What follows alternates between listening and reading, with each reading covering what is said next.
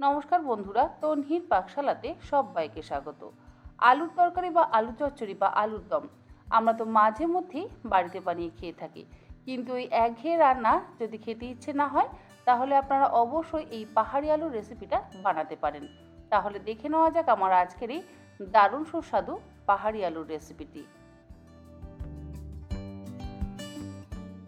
পাহাড়ি আলু বানাবার জন্য নিয়েছি এখানে 3টে বড় সাইজের সেদ্ধ আলু।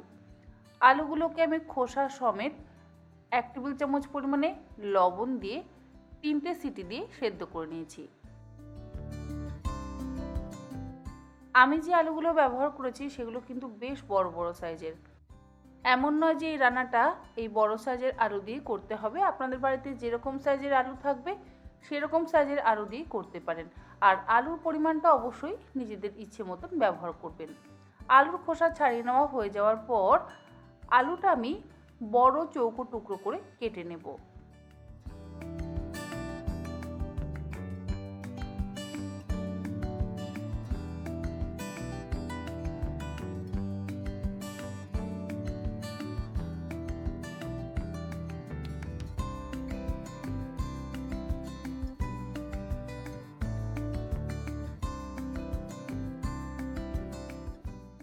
সেদ্ধ আলুগুলো চৌকো টুকরো করে কেটে নেওয়ার পর একটা মশলা তৈরি করে নেব। মশলাটা আমি হামালদিস্তাতে করছি। এমন নয় যে হামালদিস্তাতেই করতে হবে, যদি থাকে তাহলে ভালো, আর যদি না থাকে মিক্সিতেও করতে পারেন। হামালদিস্তার মধ্যে নিয়ে নিলাম 4টে টুকরো করে কেটে নেওয়া কাঁচা লঙ্কা আর হাফ ইঞ্চি আদার টুকরো। কাঁচা লঙ্কা আর আদাটাকে থেতো করে নিচ্ছি। তবে এই যে মশলাটা আমি বানাচ্ছি এটা কিন্তু একদম মিহি পেস্ট হবে না, একটু গোটা গোটা থাকবে, সেই রকমভাবে আমাদের মশলাটা বানিয়ে নিতে হবে। আদা আর কাঁচা লঙ্কাটা কিছুটা থেতো করে নেওয়ার পর এর মধ্যে দিয়ে দিলাম 1 টেবিল চামচ পরিমাণে গোটা ধনে, তার সাথে দিচ্ছি 1 মুঠো ফ্রেশ ধনে পাতা। দিচ্ছি এখানে স্বাদ অনুসারে লবণ। লবণটা আমি একবারেই ব্যবহার করছি যাতে মশলার সাথে লবণটা ভালোভাবে মিশে যায়। আর দেব 1 চা চামচ পরিমাণে কাশ্মীরি লঙ্কার গুঁড়ো। এই সমস্ত কিছু দিয়ে একসাথে আবারও ভালো করে একটু থেতো করে নিচ্ছি। বারবার বলছি, মশলা কিন্তু একদম মসৃণ করে বাটবেন না। মিক্সিতেও যদি আপনারা করেন তাহলে একটু গোটা গোটা রেখে মশলাটা তৈরি করে নেবেন।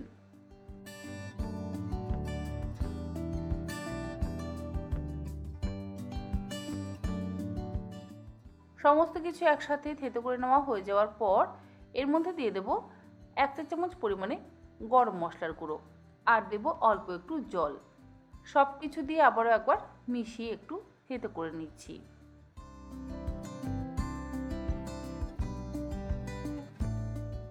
রান্নাটা করার জন্য কড়াইতে দিয়ে দিচ্ছি 3 টেবিল চামচ পরিমাণে সর্ষের তেল।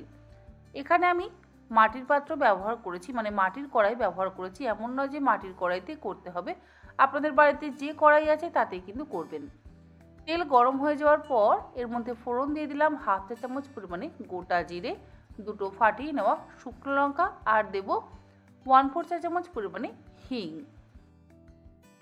15 থেকে 20 সেকেন্ড মশলাটা ভালো করে একটু ভেজে নিচ্ছি। গ্যাসের ফ্লেমটাকে হাইতে রেখেছি। এরপরে যে আলাদা করে মশলাটা আমরা হামালদিস্তাতে তৈরি করে নিয়েছিলাম সেই মশলাটা তেলের মধ্যে দিয়ে দিচ্ছি। তারপরে মশলাটা দিয়ে ভালো করে কষিয়ে নেব। যেহেতু আমি মাটির পাত্রে রান্না করছি তাই আমার হিটের একটু বেশি প্রয়োজন, আমি সেই জন্য হাই ফ্লেমে দিয়ে করছি। আপনারা চাইলে গ্যাসের ফ্লেমটাকে মিডিয়ামে রেখেই কিন্তু মশলাটাকে কষিয়ে নেবেন। মশলাটা খুব ভালো করে কষিয়ে নেওয়ার পর এর মধ্যে আমি একটু জল দিয়ে দিলাম। হামালদিস্তার মধ্যে অল্প একটু জল নিয়ে বাকি যে মশলাটা রয়ে গেছিলো সেই মশলাটা এর মধ্যে দিয়ে দিলাম। তারপরে আবারও গ্যাসের ফ্লেমটাকে বাড়িয়ে দিয়ে মশলাটাকে খুব ভালো করে কষিয়ে নিচ্ছি।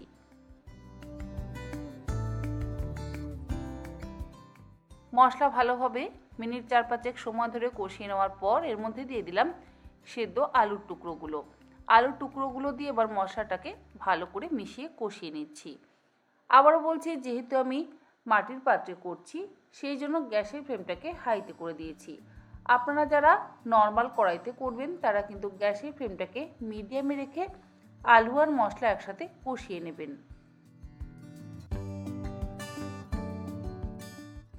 লঙ্কা লবণ সমস্ত কিছুই তো আগেই যেহেতু ব্যবহার করে নিয়েছি, সেই জন্য আর পরে আমি লবণের ব্যবহার করছি না। আলু সেদ্ধর সময়তেও লবণ ব্যবহার করেছিলাম, আর মশলা পেশার সময়তেও আমি লবণ ব্যবহার করেছিলাম, তাই আর রান্নার সময়তে লবণ দিলাম না।